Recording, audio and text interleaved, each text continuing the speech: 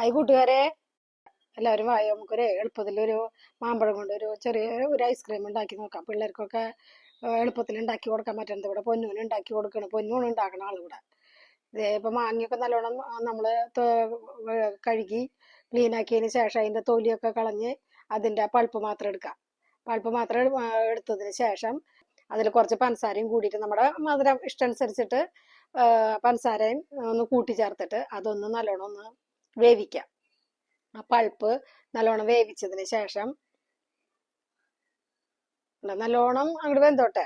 അതിന്റെ ആ ഒരു പച്ച മണവും ആ ടേസ്റ്റ് ഒക്കെ ഒന്ന് മാറി ആ ഒരു പൾപ്പ് നല്ല ഇതായതിന് ശേഷം നമ്മള് കുറച്ച് പാല് ഒരു 2 പാക്കറ്റ് പാലെടുത്തിട്ട് മാങ്ങയുടെ അളവനുസരിച്ചിട്ട് അതിന്റെ പാലും കൂട്ടണം കേട്ടാ.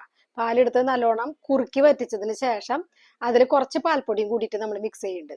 എന്നിട്ട് അത് തണുത്തതിന് ശേഷം ഈ മാമ്പഴത്തിന്റെ പൾപ്പും ഈ പാലും കുറുക്കിയതും കൂടിയിട്ട് മിക്സിയിലിട്ടിട്ട് നല്ലോണം അടിച്ച് നമ്മൾ ഫ്രീസറിൽ വെക്കുകയാണ്. അത് കഴിഞ്ഞിട്ട് പിന്നെയും അത് നല്ലോണം തണുത്തതിന് ശേഷം വീണ്ടും അത് എടുത്ത് ഒന്നും കൂടി നമ്മളൊന്ന് മിക്സിയിലിട്ട് അടിച്ചതിന് ശേഷം ഫ്രീസറിൽ കയറ്റുക. അങ്ങനെ നമ്മുടെ മാമ്പഴ ഐസ്ക്രീം റെഡി.